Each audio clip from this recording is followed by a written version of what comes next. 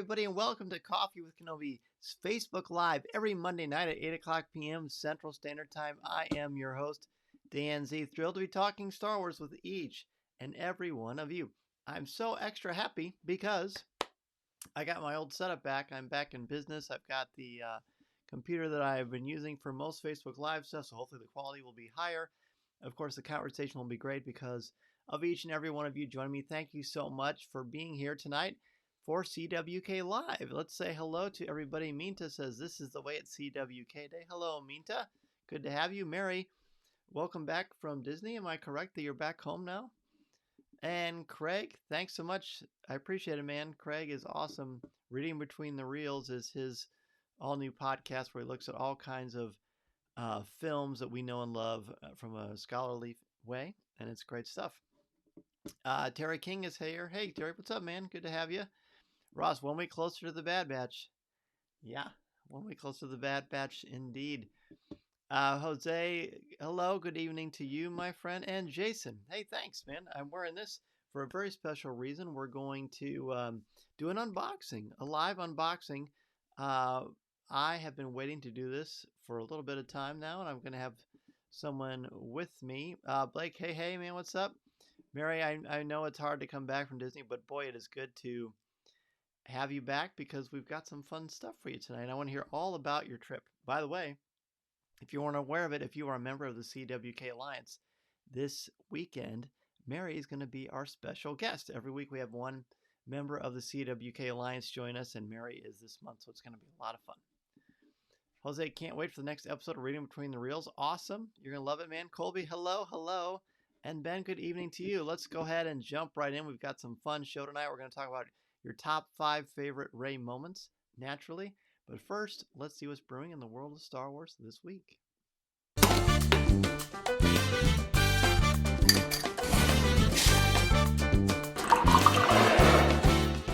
And now, let's see what's brewing in the Star Wars universe this week. Hey! I'm brewing. How about that? Well, Mason is here to join us because we've got a live unboxing of the Hasbro / Kenner Mandalorian Retro action figure line. We've got all of them, and I'm actually going to open them up on the show. Are you fired up? Yes. No, when you're fired up, you're supposed to be excited. Let's try again. Are you fired up? Yeah! Okay, that's good. First, we have the Mandalorian himself. Yes. We're going to open it. I'm just going to show you all of them first. Ben said, look at, Mina says it's Spider Mason. Ben says, Spider-Man, what show am I on? Hey, we are equal opportunity Disney fans, right? There we've got Mason's favorite, the child, including his pram. And remember, these are all the retro line. By the way, the back of them, they're all like this. There's really nothing on them. All the retro figures are like that. Then hey, Eric, what's up, man? Mason says, Blake says, Mason, Spidey swung into the Star Wars room. This is insane. He did. Isn't that cool? Here's Queel. Right there. There is Mason hamming it up. Then we've got IG-11. Kind of more of a bronzy cover to him. Then we've got, let's see. I may have to have you hold some of these, buddy. Now I've got Grief Karga. This is a cool one. I feel like this card, and Craig, if you're still on, let me know. But I think that's the same card. But here is the retro version of him. We'll try to avoid that glare as best as we can. And then Amber is on. What's up, Amber? Good to have you on the show. I see you found it, so that's great news. Got 2 more. We've got Moff Gideon. He does come with a Darksaber, but it doesn't go inside his hand. It's not telescoping. And last but not least, go ahead and show him Cara Dune. Look at that. And Blake says Dan's room is part of the Spideyverse now. It's true. It's true. That's breaking news, Blake. That is breaking news. All right, buddy. That's what's brewing. What do you want to open first? This guy? All right. I'm going to let you do the honors. Okay, so I know it's kind of a tight fit, but come on over here and go ahead and open this. So again, the retro line is supposed to be modeled after the idea that if these came out in late 70s, early 80s, how would they have looked? And so we're going to be careful. So we're going to go ahead and open those now. I'm actually letting him rip these things open. I feel like there's a lot of personal growth going on right now. Let's show him what you're doing. So now we've got the inside here. So go ahead, keep going. I'm sure if you're listening to this, it's even more riveting. All right, so let's see what we got, buddy. Take them out and show everybody what we have. So this is the pram. This is, of course, what the child stays in. Can you pop that open? Show them. So you can see that you can fit right in there. Need to save the card backs. Yeah. Well, don't worry, Eric. I have a plan, buddy. Then we've got Grogu comes like this inside the package. A very adorable looking figure, I would say. So pop them out and let's see how they look. So show everybody Grogu. Pretty nice. What do you think? Super cute. We'll have to hold him up next to the Black Series figure sometime. Oh yeah, and the Lego. Yeah. So there he is. There's some little features that he comes with, like the frog and all that good stuff. He fits inside the pram, like so.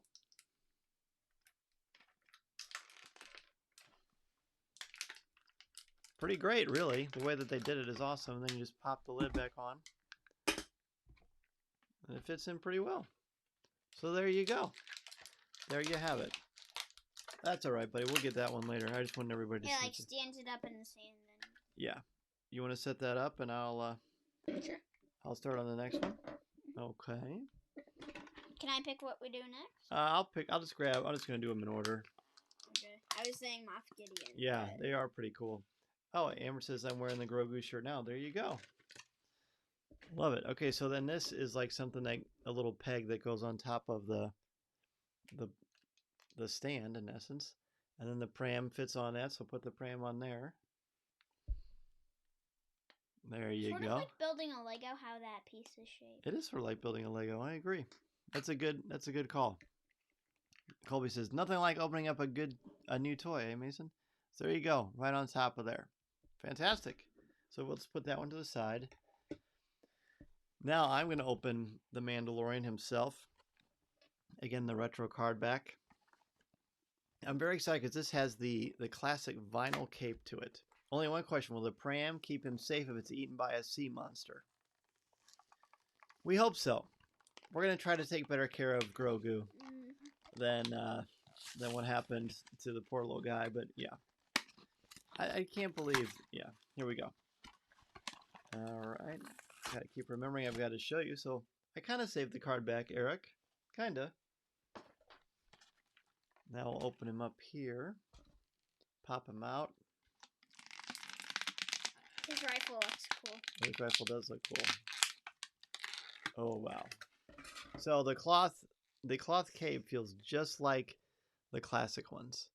Isn't it cool? Just like the old Obi-Wan Kenobi and Darth Vader back in the day. Of course, he's got the 5 points of articulation. It's just really fun. Really, really cool figure. So there is Mando. There is Mando, the retro version of the Mando, and Mason has his blaster rifle there. The unique blaster rifle, which we'll talk about more. Now, here's the big test with all these things. Does the blaster actually fit well inside the hand? His hand? Oh, wow. It actually does. Some of these did not. This one really does. Maybe you can have two at a time like in the show. Maybe. So that's nice. I didn't expect that. Blake says, the Mando one is the only one I pre-ordered. Can't wait for it to show up in 2027. Well, you know what? This is actually not one that Hasbro sent to me. I actually bought these from Big Bad Toy Store. And they came Sunday. So we're good. Look at that. Now they both fit in there really, really well. I love it. Okay, I'd say this one is a win. If you only get one, this is the one to get. And Raquel is here as well. Hello, Raquel. Good to have you. Andrew says, have these all on pre-order and cannot wait to add them to my collection. I love the retro vibe. Yeah, this is going to be a really nice display. I'm going to try to put him. Look at, oh God, you may have noticed, I know Mary just got the the legacy lightsaber of Mace Windu. That's Luke Skywalker. Now we're going to open Queel. We'll try to move this a little bit faster along. Hey, look at Grandma Mimi's on. Hello. or Mom as I call her, watching the show. Love it. All right, let's open up Queel. Queel, one of my favorite figures from... Wait, you just opened up that one, then I opened up. Yeah, that's okay. No, we're just going to try to move a little faster. I'll start doing this. No, we'll do them one at a time. Nice. You said faster. That's true. That would be faster, but not. We won't be able to see them. All right. So Queel is of course the Ugnaught. Ugnaught. One of the most intelligent Ugnaughts we've seen in the world of Star Wars for sure. Let's pop. Here's his blaster. You want to show everybody the blaster? Mm-hmm. There you go. Maybe. They're usually taped in, which these aren't taped in. They're just really in that plastic really, really well. It's cool. That is cool. Thank you. This should be savored. Exactly. We're not in a big hurry. We're not in a big hurry. So show him Queel. I have spoken. Yeah. So back him up a little bit so people can see him better. How's he feel? Good. He's pretty cool, isn't he? Yeah. Queel, of course, only made it through season 1, but he made quite an impact. Let me take a little look there. Let's show him. I'll show you how he looks compared to the Mandalorian himself. I'm sure my wife is laughing because I have this thing I do when I'm focusing that I do with my lips. I kind of go, so I'm probably doing that. But I'm okay with that. It happens. All right. Here we go. There's the size comparison. He's actually almost as tall as him. Well, no, there you go. Oh, there's his feet. Yeah, that's more accurate. Okay. What kind of packaging did these arrive in? Well protected? They were very well protected, Terry. They were very, very well protected. Again, I got them from Big Bad Toy Store, and they did a great job. They were bubble wrapped. They were awesome. All right, now here's the IG-11. Let's see. Amber says, so glad I made it. I've been listening to the podcast for a while, but always want to get on the show. Well, great, Amber. I'm very glad to have you on. You've got a great family here at Coffee with Kenobi on the live stream every Monday night. For example, Mary says, Amber, welcome. Glad you joined us. Absolutely. So Mason is opening IG-11. I can't blink or I'm going to miss the fun. All right. Eventually, I'm going to show you pictures of what they look like compared to the classic lines from the late 70s and early 80s as well. All right. So now we've got IG-11. Whoa. Assassin turned nurse droid. Blake, I'm just going to let that speak for itself. Wow. IG-11. This feels very, very similar to the classic IG-88, but it's got kind of that bronze look, really much more like, I like a Macquarie paint job, really, but really great. Let's see the blaster. Cool. Like a Stormtroopers? Yeah, it's like a Stormtroopers one. Oh, it's exactly the classic Stormtrooper blaster. Very much so. All right. Let me put it in his hand. The last retro line, like I said, the Star Wars ones themselves from New Hope didn't really fit in very well. But these, let's see. This one does. Impressive. Boom. It's really tricky to line this up with the camera. But, we're a work in progress. All right. Got a couple more. Hopefully this is as fun for all of you as it is for us. Now we're going to open up Grief Karga, one of my favorite characters from The Mandalorian, especially after his very charismatic appearance in Season 2. Thanks to the amazing Carl Weathers, of course. Yeah, you can. Was there a reason behind the coloring? Is that based on a retro figure? Yep, that's exactly it. It's based on the retro figure line. And I think also to differentiate it from IG-88, I would say. All right, so we're going to open Grief Karga now. Okay. Throw that away. This reminds me of Christmas, kind of. All right, so here we go. Take him out of the carbonite. Not really. Ooh. Like that blue guy? Like the blue guy? Yeah. You're talking about the Mithril. All right, so this is a very unique blaster that I don't remember seeing, per se, in any of the retro ones. There it is. Sorry if it's out of focus. I'll put pictures of this on our Twitter and, of course, in our CWK Cafe and on the Facebook page so you can see them better. In my opinion, he is Grogu's grandpa. Fair. That's fair. Another vinyl cape, like the Mandalorians. Oh, this is cool. This is very cool. Carl Weathers is out there smiling somewhere. Yes. But it's actually a pretty good likeness for a retro figure. What do you think, May? Yeah. Pretty cool. His arms kind of extend out a little bit. But again, he's got that classic vinyl cape look, which we really, really like. All right. Very good. There's a holder for his Oh, no, there's- you can't actually. Oh, you can't. And that is for Grief Kargas, you said? Here, put that by him. Keep them all together as best we can. All right, now we've got Cara Dune and Moff Gideon. We're going to let everybody decide. You want us to open Who Cara should we Dune? open first? Which one should we open first? Drum roll! Oh, you can't see me. Cara Dune or Moff Gideon? We're going to open both, but which one do you want to see first? We'll let the people decide. We'll let our friends that joined us decide. Thank you again for joining us tonight. After we get over through this opening, we're going to go through your top 5 favorite Rey moments. And I'm excited about everybody's list. I really enjoyed making mine. Amber says Moff. Blake says Cara. So there's one of each. Anybody else want to vote in? Cara, Moff, so we're tied. Ross says Cara Dune. Okay. Gideon. Oh, we're really tied. I'm Gideon. I bet he's Cara. Cara Dune. I actually don't know. I'm opting for saving Moff Gideon for last. All right, Gideon. let's open Cara Dune first. So Ross does say the best for last. He's a big fan of Moff Gideon. I like Moff Gideon too. So we'll open Cara Dune first. All of these, the design on these things is so cool. Yeah, you want to open that one? We see normally what we do is when we open, we try to save the packaging, but I'll let you on a little secret at the end of this. Why I'm not as concerned. Yeah, I'll let you in. I like to chalk it up to personal growth, perhaps. All right, show them what you're opening up there, big guy. There she is in the plastic clamshell, I believe it's called. Clamshell. The clamshell, I guess, is the covering over it itself. Okay, there she is. Held her up so everybody can see her. Another great figure. The detail in the costuming is pretty cool, including the Ooh, I like this. the jumper tattoo. I like this. That's pretty cool. Yeah, nice. The So there you go. There is Cara Dune. All these really have great. I'll put him next to Mando. I Put her like next the to heavy. Mando. Like the Yeah. heavy. So there, and there's the kind of some scale for you of them. Her blaster's like Han Solo's. Yeah. Looks like it. It is like Han Solo's. I think it is. It just, yeah, that's kind of bent, but we'll fix that. That's easy enough. All right, one more blaster. All right, last one. It's like exactly like Han's. Eric says personal growth is overrated.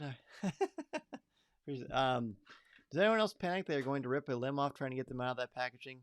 Blake, normally I would understand and empathize, but we are seasoned professionals. So, no worries. Yeah. And if they do, then Ross said he's going to buy them all for us again anyway, so don't worry. Yay! All right, let's open the last one, Moff Gideon. He comes with a Darksaber. I was hoping it would be a telescoping one. A telescoping arm like Darth Vader's or Obi-Wan's or Luke's from A New Hope, but that is not to be the case. Okay. Up. Colby says, got to run. Colby, thanks for joining us, man. Appreciate it so much. Have a good night. Go do your homework. All right. Let's pull this thing out. Here, I'll get this one for you, buddy. Okay, so I want to show everybody what's inside here. This is what it looks like. See, the Darksaber is kind of like when they sold the Luke Return of the Jedi lightsaber from Kenner back in 1983. But it's, of course, a different color. All right. There you go. So show everybody the Darksaber. Everybody see that? Okay, we've got a small blaster, a very small blaster. Okay. Try to show you that one. Again, we'll try to get some good pictures to show everybody later. Post those on Instagram and on Twitter and on Facebook. Whoa. All right, show them. Moff Gideon. What a great looking figure that is. Yes. Again, he has the cape. Yeah, he's got the cape. The hair looks great. He's got that great cloth cape. I'll show you the inside of the costume itself. Whoops. Let me try that again. You'll see why I don't do a lot of unboxings, trying to line this stuff up. I'm more of a talker, really. But yeah, this is great. The costuming is, I feel it's really detailed, but some of the old Kenner ones are really, really detailed too. So fantastic. I hope everybody enjoyed these. They are wonderful figures. And Hold this up, please. yeah, that'll be my next Black Series, my worst nightmare, making my worst nightmare a reality. There you go. Ha ha ha! I've got the Oh dear. Well, there's an action sequence from season 1. All right. Well, hey Mason, let's have a round of applause for Mason joining us to this unboxing. Thank you, buddy. Hooray me! Hooray you! All right, now run up there and join us for the top 5. Alrighty, cool. I'm guessing we don't have trivia. No, we don't have trivia tonight. Say All right. Awesome. All right. Well, now I've got a lot of paper and packaging around, but that was fun. It's fun to see these things. Gosh, I knew this would be my favorite one. It's just cool. I can't wait to hold them up next to the Boba Fett. And you know what? I'm gonna do that now as a special treat for all of you. This is the retro Boba Fett that came out for the 40th anniversary of Empire. So there he is. It's basically an exact replica of the original. And then here is Mando. Here they are next to each other. So pretty cool. Really cool. There they are from the back. You can see they're similar yet different, which is the way it should be. Boy, I really like this. This is fun. This is fun. So you'll excuse me if during the rest of the show if you find me looking off into the distances because I'm so preoccupied by these new figures. So the reason I open these is because I bought 2. I rarely do that, but I've got this wall over here where I've got all my Mandalorian 3 3/4 inch figures carded and mounted. So I'm going to mount them there. But I like opening the retro ones and just having them to just kind of enjoy. We need a re-release of that Fett. This Fett is cool. You can find it some places, but it's very, very hard to do. Very, very hard to do. Mason is back. Raquel says, great job as a co-host. Mason and I agree. Did a great, great job. All right. So now let's jump into your top 5 favorite Rey moments. It's going to be a fun category. I think Rey is a fantastic figure. Easily the best figure. Now I've got the figure thing on my brain. But easily the coolest character from the sequel trilogy, in my opinion. Speaking of that, I hope everybody got a chance. Eric wants to know, is the rocket launch? The rocket does not launch, actually. So no, it does not. But this week, last weekend, or last Friday, I guess, on StarWars.com, I was asked to be a part of the From a Certain Point of View series. And I weighed in on to me, the most exciting moment from the sequel trilogy. I, of course, picked when Luke faces off against Kylo Ren and the First Order. So I posted that in the CWK Cafe, so be sure to check out the article. Let me know what you think and share your favorite or most exciting moment from the sequel trilogy as well. All right, top 5 favorite Rey moments. Number 5 for me is the Rey backflip. This is the incredible moment from the first big trailer from The Rise of Skywalker, where in the beginning, you see this very dramatic, beautifully shot sequence where Rey does this backflip over the TIE silencer as Kylo Ren is racing towards her. And she flips over and she cuts off part of his wing, and boom, it was just a spectacular stunt work. It looked great. It was just a fantastic, amazing moment showing how far along Rey is in her Force abilities. Okay. All right. So Dave's number 5 is when she keeps saying, stop trying to hold my hand. I like that sequence too. Minta also has the backflip. Jose, ooh. And Lego Star Wars Holiday Special when Rey learns how to be a better teacher for Finn. A great choice, Jose. Number 5 for Ross, Rey's initial reveal in The Force Awakens. I was tempted to put that one as well. Completely covered, wearing goggles and a light to see within the Star Destroyer. She is scavenging. She is mysterious, adventurous, and cool from the moment we meet her. Love that. Good job. Good job. Amber's number 5 is seeing Rey in Rise of the Resistance. So you have that. That's a cool sequence. I won't tell anybody when it happens, but when you see, you're like, wow, this is a very much a different level attraction. The attraction Rise of the Resistance at Walt Disney World and Disneyland is incredible. Jason, number 5, Rey's theme and the Scavenger from the Force Awakens soundtrack. Beautiful pieces that contain the hope and light found in Rey herself. Oh, good. Well said. Well said. Eric's Rey for number 5 for Eric is Rey's introduction in The Force Awakens. Love that entire scene. Again, I almost put that one in there too. It's very cool. There's a lot you could really take out of that one. Number 5 for Blake, our initial introduction to her. I like the fact that she's a scrap young girl barely getting by on this back world planet. Yes, and still somehow thriving in her own way. Number 5 for Mary, asking Finn for the Harris wrench. There you go. and continually saying no because Finn has no idea what she's asking for. And of course, we know what kind of wrench it is because of last week's show. Look at that, the trivia. The student has become the master, but Mary is certainly a master of Star Wars trivia. So I love that you connected that, the Harris wrench. I almost put that in there as well. Rachel's here. Hello, Rachel. Good to have you. Rachel's number 5 is The Last Jedi. After the throne room fight, when Rey is pleading with Ben, please don't do this. She believes in him and she wants him to make the right choice. And of course, he doesn't quite get that memo off the bat, but that's a good one. Number 5 for James. When she and Finn are running on Jakku and Finn keeps trying to hold her hand and she keeps stopping him, because we all know Ben Solo is her true love. That's what James is saying right there. There you go. I would respectfully disagree with that, but that's a story for another time. Probably my favorite piece in The Force Awakens. Yeah, it is really nice. Number 5 for Ben, Rey's mirror scene. She's tempted by something she really wants, and the scene shows perfectly the disappointment that can follow when we give into temptation for the dark side. That's right. Good. Wow, great choices, everybody. Number 5 for Mason is when Rey takes on Dark Rey. It's a quick sequence, but it's very memorable and very creepy for sure. All right, let's jump into number 4.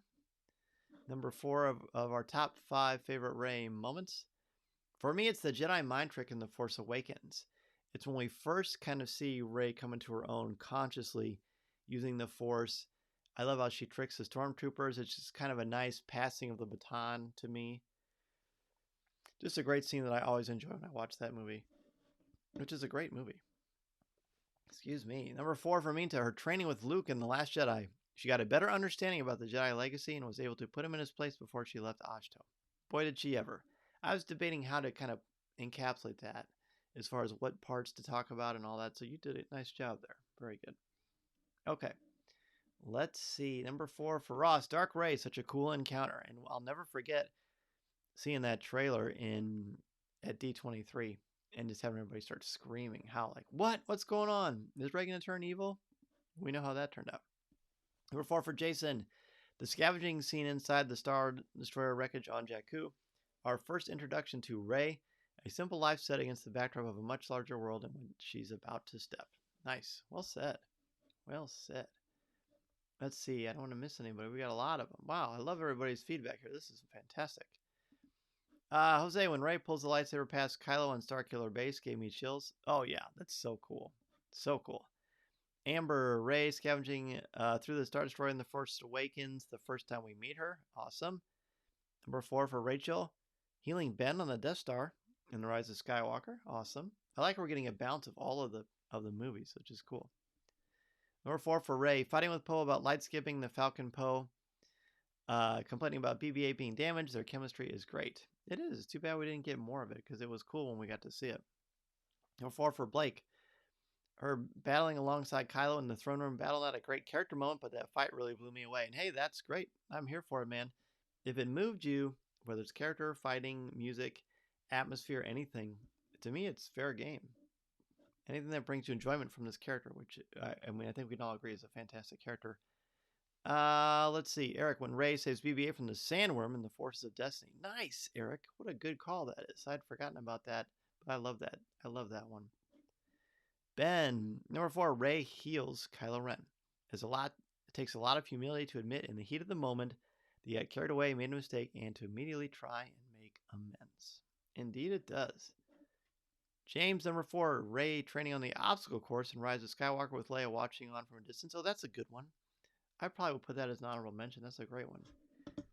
I love that. Let's see what Mason has for his number 4. He has the fight against Kylo Ren on Kef Bir in the rain. That whole sequence, very, very intense. Very intense. All right, let's go ahead and move on to number 3. Kylo team up in The Last Jedi. Boy, did I have a hard time not making this number 1. My number 1 and 2 will make more sense why I didn't. But I talked about this last week, but from Kylo's perspective. But from her perspective, the way that she gets that lightsaber after defeating Snoke, and the fact that we realize they're going to team up, the electricity, the chemistry, the choreography of that fight, the lighting, the fact it's in a red environment, it was just beautifully lit. It was just absolutely phenomenal. And I'll give Mason's number 3 right away instead of saving him for last. Number 3 for Mason is when the lightsaber flies to Rey in The Force Awakens, like was just mentioned a few minutes ago. Let's see what everybody else has for number 3. Minta, using the Jedi mind tricks in The Force Awakens. Awesome. A good one. My number 4.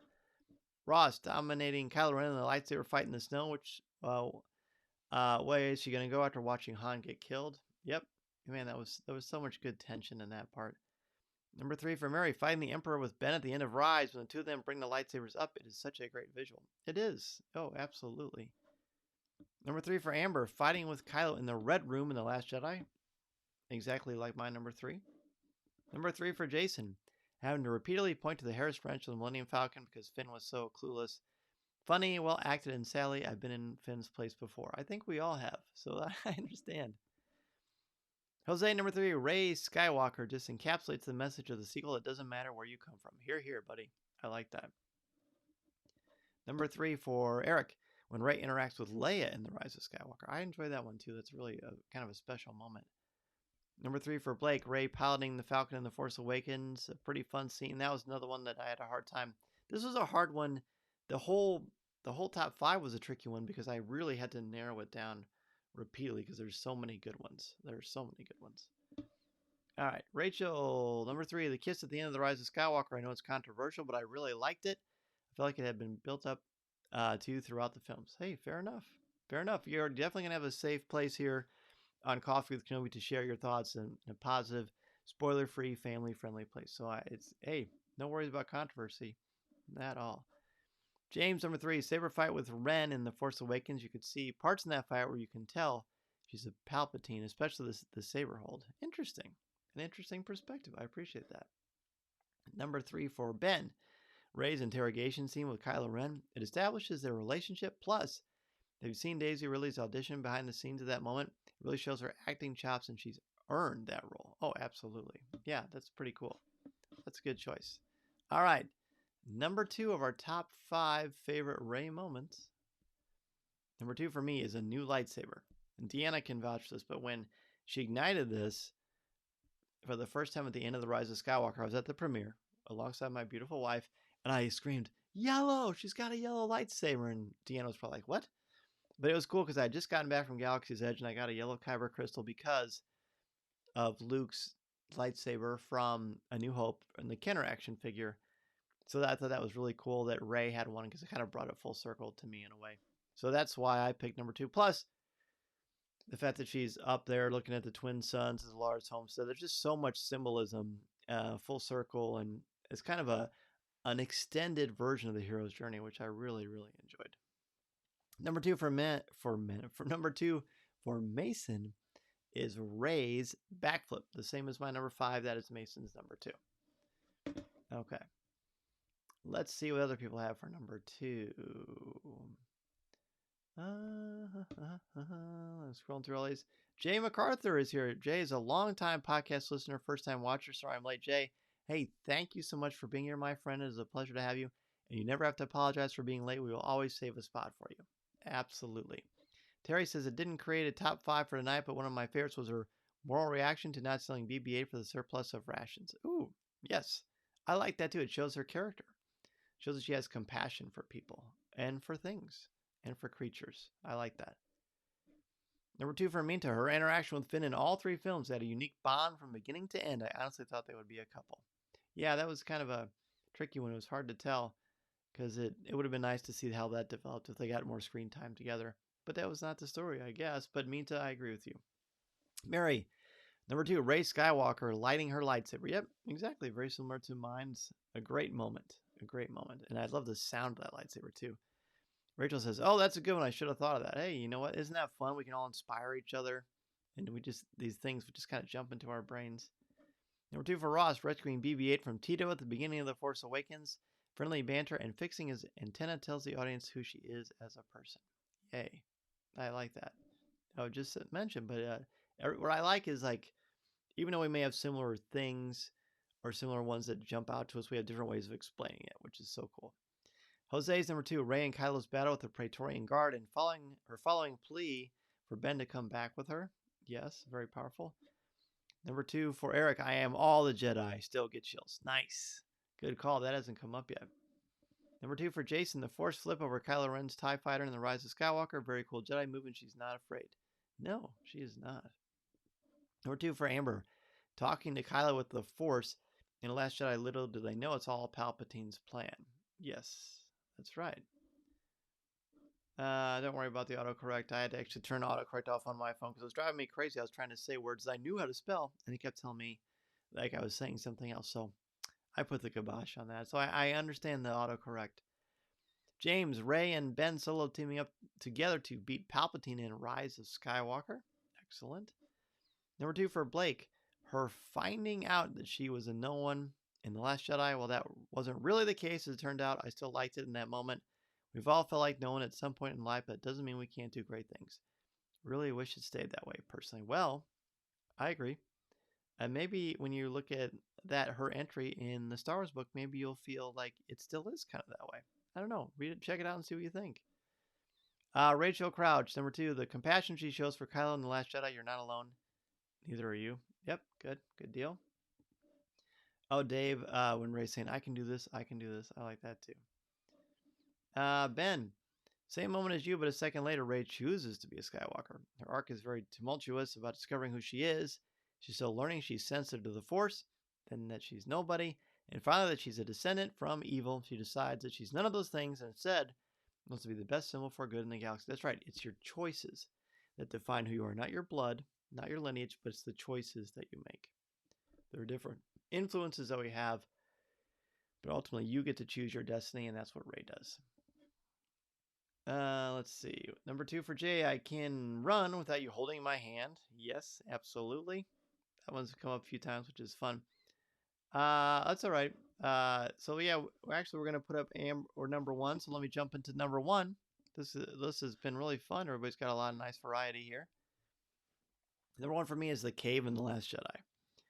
I've always been drawn to that sequence. I loved it the first time I saw it. I really wasn't quite sure what was going on, although I thought I had some sort of an idea. And I like to reflect on things like that. I wrote about it in the Star Wars book. I wrote about it for IGN and other places and maybe other things. And I think it's brilliant. I think it's absolutely brilliant. Again, the notion that when she looks in that mirror and she sees herself, she learns that she's okay as she is. And I mean, I can certainly expand upon it much more. But in its rawest sense, its most basic sense, she learned it's okay to be who you are. You don't have to come from the Kenobis or whoever or some other family. It's okay to be who you are, to just be yourself. And she starts to find some peace in that, which I think is wonderful. Let's share Mason's number 1. Mason's number 1 is when Luke tricks Rey with that plant. Yeah, I love Mason. I love that, Mason. I love that you picked that one.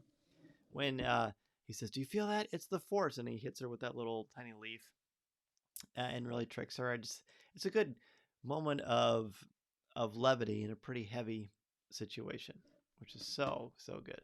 All right, let's see what everybody else's number 1 is. Amber's number 1, Rey lighting her yellow lightsaber. Absolutely, I love that. Let's see. Mean says number 1, I'm Rey. Rey who? Rey Skywalker. Taking the Skywalker name bears a great responsibility, but she's ready to take it on despite her connection to Darth Sidious and continue the legacy of the Jedi. That's right. It's very important. Very cool. Number 1 for Mary, training with Leia. Shows how much Leia has grown in the Force and how much she cares for Rey. And later we find out Leia really knows who Rey really was. That was quite a tongue twister for me. I can't help but wondering how much more we could have had with those scenes with the two of them. I know if Carrie Fisher was still with us, that movie would have been, who knows, would have been a lot different, but man, wouldn't have been great. Number 1 for Ross, Rey Skywalker with Ben's life force. She's officially a member of the lineage that had already adopted her as family. Well said, as always. Number 1 for Jason, levitating and meditating in the Force in the Resistance space and the Rise of Skywalker. This shows the inner peace, humility, and skill she's developed. Yep, she's come a long way from floating rocks. Number 1 for Eric is Rey Skywalker. I'm so happy to hear all this love for the Rey Skywalker moment, because I didn't always hear that initially, but I have always loved that too. So very good. Number 1 for Jose, Rey's confrontation with Luke after she and Ben nearly touch. Emotions run high in that scene. It's reflected in the visuals, isn't it, though? Well said. All right, Rachel, Rey on Exegol telling Palpatine, all you want is for me to hate, but I won't. Not even you. And passing the saber and teaming up with Ben. Good call on that dialogue, too. Number 1 for Blake. Her Force pulling the lightsaber in The Force Awakens. The sequels didn't make me feel anything, honestly. But that one scene, every time I saw it, made me well up for some reason between the shock of that moment and the music. It shook me. Oh, it's brilliant. Because to me, it's very King Arthur. Like, she's worthy of this sword that she pulls from this mystical place. And the fact that it was Luke's, we got to see it ignited like that. It was pretty great. The music is certainly great. Jay's number 1. Same as Mason's number 5. Rey versus Dark Rey. Love that scene and wish that it was a bit longer. Yeah, it was pretty cool. We actually saw the Black Series figure of Dark Rey at Hollywood Studios a couple of weeks ago. Ben, Rey ignites his lightsaber on Starkiller Base. The look in Rey's eyes as she gives into faith and trust in the Force is powerful. JJ using the blue light on her face to show that too is powerful. And the music choice of the moment, the Force theme. The Force is awaken her. That's right. Very good. I love that. No one for James when she hears all the Jedi from the past talking to her while she's about to die from Palpatine. Then she gets up and says, "I am all the Jedi." Great scene. The only thing that would have made it better is if there was all these Force ghosts were behind her. That would have been interesting. But I kind of like in a way that it wasn't, because it could still be Rey's great story. But I wouldn't have complained, James, if that would have happened. That would have been super cool. All right, great job, everybody. Wow, some mind-blowingly cool examples of your top 5 favorite Rey moments. So what's next week's top 5 going to be? I mean, obviously, once we get to the Bad Batch, that's what our top 5s are going to be. We're going to do top 5s from each episode. But next week's top 5 Finn moments, right? Top 5 Finn moments. He's got some great character moments. So collect your top 5 favorite Finn moments, and we will get to that. It's going to be fun next week, next Monday night at 8 o'clock p.m. Central Standard Time, of course. All right, so let's go ahead. Let's see, transition here. This was fun, so let's go ahead and jump into Ask Dan Z. And now that I've got my full studio in effect, let's go to that little clip.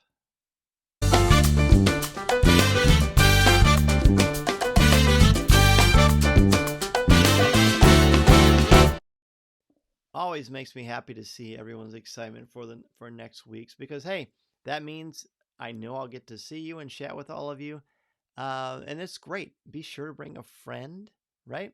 Bring a friend so we can all celebrate these great top 5s together. And speaking of bringing a friend and supporting this show, if you're a member of the CWK Alliance, then you know that you get access to CWK Pour Over, our exclusive weekly podcast. But I've added a couple of new things to the CWK Alliance, including a chance to have a Zoom call with me once a month. There are only 50 spots available, but if you choose to go that path, then once a month we'll all get together. And Facebook Live is wonderful, but it's mostly me talking to you and reading your comments, which I absolutely love, and we've been doing for over a year now. But with the Zoom call, we'll all get to actually talk face to face. So if you think about that, feel free to check that out at www.coffeewithkenobi.com/CWK Alliance. Very good. Here's a question. Blake says, do you have any signed Star Wars awesomeness? And aside from Lucas, what's one Star celebrity do you want to sign something? I do have a lot of signatures. I've got a lot of the actors from the animated stuff, Freddie and James Arnold Taylor, and a bunch of stuff from Stephen Stanton, which is fantastic. I've got some stuff signed from Tom Kane. But I don't really get a ton of the signatures, but I mostly are really into just getting pictures and meeting them. But I do like the signature aspect too. But as far as what one I'd like, of course, to be Harrison. But I do have Harrison Ford's autograph. I paid for it back when Indiana Jones and the Kingdom of the Crystal Skull came out, and I love it. Little did I know that one day I'd get to actually meet the man and shake his hand and have a conversation with him. So, yeah, I guess one I want to be cool to get Mark Hamill's. Ross says, WandaVision or Falcon Winter Soldier, will Kristen Baver's cat ever be the featured guest? I will share that with her. She'll probably get a huge kick out of that. I like WandaVision better because it's so unique, but that does not mean, it's like A+ and A+. I only pick Winter Soldier or WandaVision more because it's just so unique and we'd never seen anything like it before. But we're obsessed with Falcon and Winter Soldier here at our house, and we love it. Again, Mason and I wake up super early, watch them on Friday mornings. We're so excited about it. All right, I got a lot of questions tonight. That's great. James, with force healing now being canon, it makes me wonder why didn't Vader use it to heal his burns and scars? Well, that's a good question. But just because you know the Force doesn't mean you have all of the abilities that every Jedi does. Some Jedi have more unique abilities that others do not. For example, Ezra, his ability to communicate with nature and animals. Not everybody has that. We never saw Vader do Force lightning. Plus, maybe he wasn't trained in it. And if it is, in fact, more of a good side of the Force ability, then clearly Vader's not going to tap into that. And I kind of think, James, and this is really taking things deeply, I think he's not going to take those scars off because it's an accurate reflection of the pain he feels inside for what he thinks happened to Padme. Clint, what does it mean when they said it was Jedi stunt double that played Luke at the end of season 2 of The Mandalorian? What that means, Clint, if I understand you correctly, and thank you so much for being here on the show. What that means is that Mark Hamill's face was digitized, but that actor that was going through that Star Destroyer or Moff Gideon's cruiser, that was the stunt double that did that. I hope that makes sense. Rachel, love the cat cameos in that episode. Honestly, as a cat person, I always enjoy it when people's cats show up in podcasts. Yeah, that was pretty hilarious. What is one of your favorite life lessons from Star Wars? Gosh, there's a bunch. They usually, of course, kind of hover around Yoda or Qui-Gon. I really like when Qui-Gon says, feel, don't think, use your instincts. I like that because it's basically saying, don't be anxious, little Anakin. Just breathe and don't overthink it. Just do your thing. I really like that. If not Ben, who do you think belongs with Rey? Honestly, I don't know. I kind of like the idea sometimes of these fictional characters not having anybody and just standing on their own by themselves. I think there's a lot of strength in that. I mean, I'm not saying it wouldn't be fine, but probably Finn, I guess. But I am, how people love shipping. I am the opposite of that. That is not my thing because, again, I feel like you can be strong enough on your own. Again, that being said, if other people like that, I think that's wonderful. I just like Rey the way that she is, personally.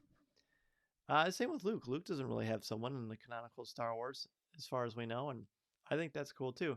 Then you got Han and Leia, so I kind of like seeing different sides of different people and how they kind of connect with others. Hopefully that answers that. I'll say perhaps because the Force is ever evolving, that's the justification. It's true. I like that one as well. I think part of that is so open and ambiguous that makes for a lot of great storytelling and conversation. Terry says, can't wait until next year when Kenobi is released. Looking forward to the transition of the prequel Obi-Wan to the original trilogy character. Oh man, Terry, it's going to be so cool, dude. I can't wait either. Eric says, the High Republic goes into different Force abilities. It sure does. We're getting more and more Force abilities and insights all the time. James, if you could have any Star Wars creature as a pet, what would you choose? I would want an Acklay in a cage. Ooh, nice. I'd want a Loth cat, but I feel like they'd be really mischievous and they'd probably tear stuff up. But I think ultimately a Tauntaun would be awesome. We could ride up to my mother-in-law's and father-in-law's house in the snow. That would be great. I think Mason and Deanna would love that. Amber says, good choice. Well, I appreciate that. And then James was loving what you had to say, Jose, which is great. Jose would want a monkey lizard. Who will be part of the voice cast in the Bad Batch besides Steven Stanton? Oh, that's funny. Have you played Star Wars Squadrons? We have played Star Wars Squadrons, and it's great fun. It's quicker than I expected. Mason certainly took over the reins of that one, but he was great in it. And Jason said he would want to have a porg. So that's cool. What's also cool is how much fun we have. Look at it. It's been 49 minutes and time just flies by because we have so much fun. I love so much talking with each and every one of you Star Wars every Monday night at 8 o'clock p.m. Central Standard Time, as well as on Coffee with Kenobi, anywhere you can find podcasts. Certainly, you can connect with us or me on Facebook at facebook.com/coffeewithkenobi or on Instagram. You can certainly subscribe to our YouTube channel. Follow all the things we've got going on. It's going to be a busy, fun Star Wars week, so stay tuned for lots of great stuff. And don't forget to get your list of your top 5 favorite Finn most. Have a great week, everybody. And remember, this is the podcast and the Mason you're looking for. Wait. I couldn't comment, and I would like to have a Puffer Pig. Puffer Pig, yes. Okay. Good choice.